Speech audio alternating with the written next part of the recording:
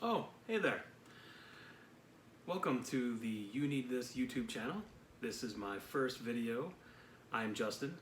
I'll be showing you some tutorials and how-tos on bread making. Today is my first video and it's going to be making bagels, everything bagels actually, with my own everything seasoning blend, which is a top secret recipe, so I will not be sharing the specifics of that. But honestly, you could probably just Google one and figure it out for yourself. What I did. Anyway, I really hope you enjoyed the video. I really enjoy making bread, so if you enjoy it, then like, subscribe, leave a comment. It'll be greatly appreciated. Thanks. Okay, so what you should do here is pause the video and go collect your ingredients. Okay, so step one, put the water in the bowl of your stand mixer and then add your yeast. Then you're going to want to give it a little swishy with your fingers just to get it all frothy and mixed up. A little more swishy, and yeah, a little more swishy, and then it's good. All right, next up, we're going to mix our dry ingredients. We got the brown sugar, we got the salt going into the flour. We're going to give that a little whiskey. Earlier we did swishy. Now we're doing whiskey.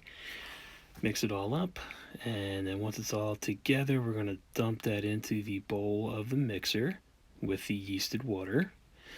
Then I'm going to realize I forgot to put on my dough hook and have to go over to the cabinet and get it. And oh my, look at that fashion sense. Yes, ladies and gentlemen, I bake in my pajamas. Aren't you all jealous? Attach the dough hook, which you can't see because I haven't yet learned how to properly frame a video, but hey, we'll get there. So now we're going to mix it. I start with a low setting for about 2 minutes, then bump it up to a medium setting for the rest of the 8 minutes. You can always knead by hand until the dough becomes nice and smooth. That'll take probably about 15 minutes if you do it that way.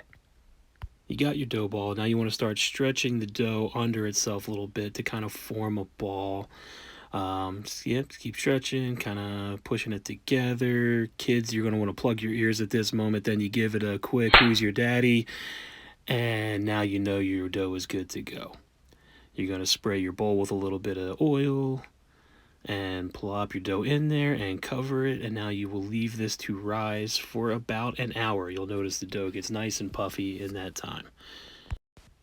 Okay, so now we're going to prepare our baking sheet.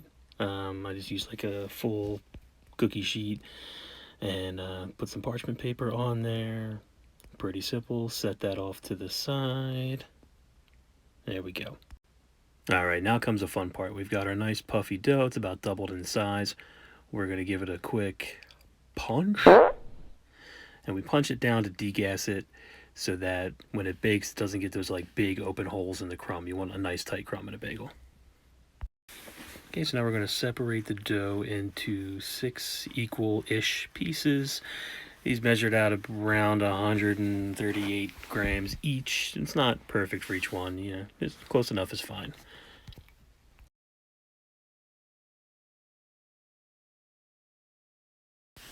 All right, so for shaping, you take your first round and you want to just start folding the sides in on itself.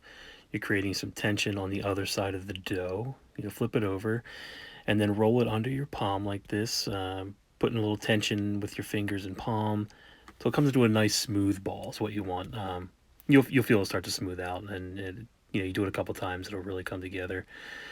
And then here we go again, just stretching, rolling, and we're gonna repeat this till all the balls are nice and smooth.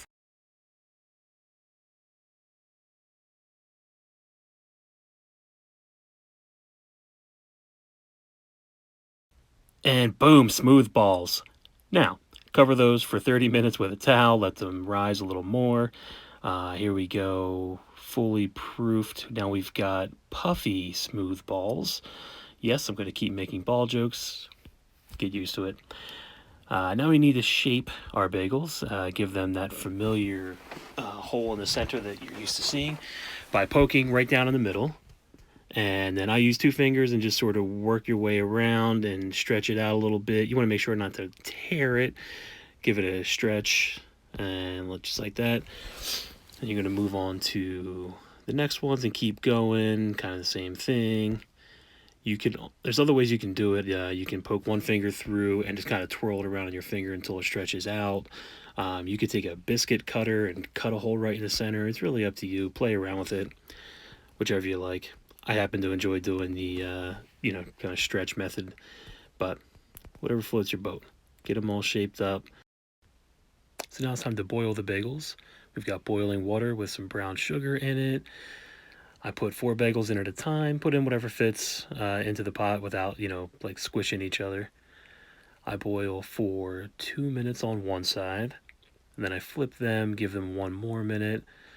Um, you boil them so that it sets the crust. The longer you boil them, you get a harder crust and a more dense, chewy inside. If you want a more soft and tender bagel, then you can boil them for less time. Take them out. I flip them back onto the pan so that they're in the same position they were when they started. Flip them, don't flip them. I don't think that really matters. All right, so now I'm going to just baste a little water on there. I do this because I'm about to put the everything seasoning on, and I think that a little bit of extra water on there helps the seasoning stick to the bagel. So we just give a quick little brushy, brushy. So we had swishy, swishy. We had whiskey, whiskey. Now we got brushy, brushy. All right. Now they're ready to get seasoned. So here's my homemade everything seasoning blend. As I said earlier, I will not disclose the secret ingredients, but again, just Google a recipe. It's really not hard to figure out. So what I'm going to do is just sprinkle the seasoning on each bagel. I tend to be a little more generous with it because I like the flavor. But put on whatever you like. It's all about what you prefer. So we just sprinkle, sprinkle. I don't think the sprinkly sprinkly works as well as the brushy brushy, swishy swishy, and whiskey whiskey. But whatever, we're gonna go with it. All right, so they're all covered.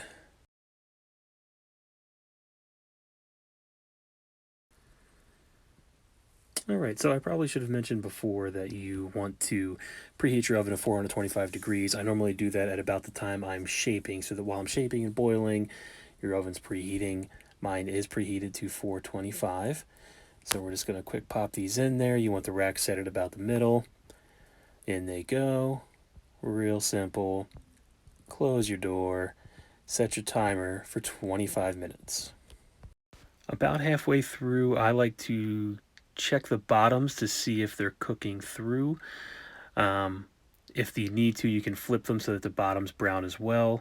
This new pan I'm using actually seemed to be really nice and was browning them as we go, so I am not going to flip these. They look really good. So we're just going to close the door and let them finish out their 25 minutes.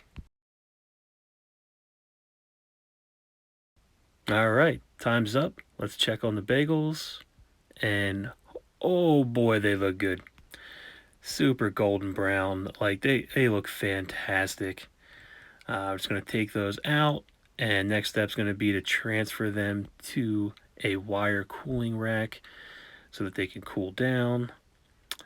I'm using my bare hand on this because my hands are so calloused and whatever from baking so much. I don't really feel the heat, but you may want to use a spatula or tongs, whatever you want to do. Just look at those. Look at the bottoms. They're cooked perfectly. They're golden brown. The smell is amazing with the everything seasoning. I am so happy with this bake. And bam, look at those beauties. Just look at them. Oh, so good. All right. Thanks for watching.